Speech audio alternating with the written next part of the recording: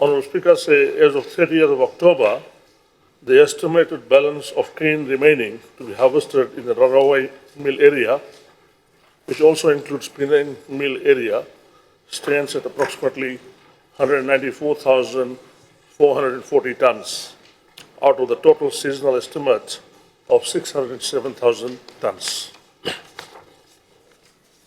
Mr. Speaker, this means that about 32% of the total crop remains unharvested, while 68%, equivalent to 412,560 tons, has already been harvested in the Rarawai mill area. Mr. Speaker, for the comparison, the Latoka mill currently has an estimated 47,760 tons of cane yet to be harvested out of 346,500 tons, representing approximately 14% of the crop still standing. Currently, the Latoka mill is crushing about 25,000 tons per week.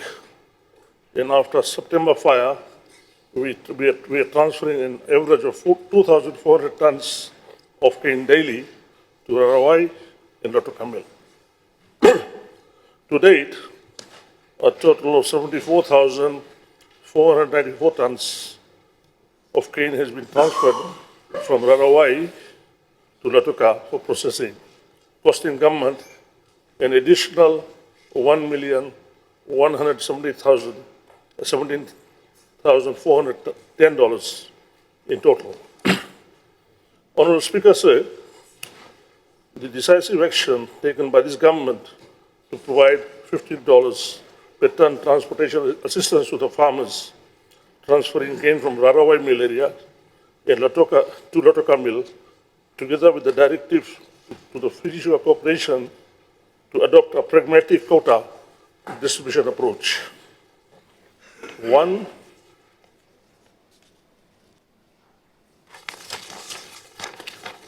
that not only ensures an equitable allocation of quotas between the two mills, but also prioritize manual gains with available cane cutters to retain them from safeguard of the livelihoods, has greatly elevated the transportation burden on growers and ensure the continuity of harvesting operations, despite temporary closure of Rarawai mill.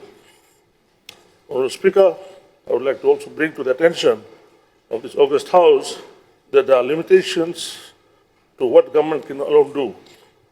An equally important role must be played by our growers. To date, a total of 425 growers, comprising of 175 from Latoka mill area and 250 from Rarawai mill area, have not yet commenced harvesting a single stalk of cane this season. These growers belong to 69 gangs, representing an estimate 12,915 tons of cane that remain unharvested. While many honourable members on the other side, including Mr. Pillai, appear more concerned about what the government is doing, I urge them to direct the same level of concern towards what's happening on the ground.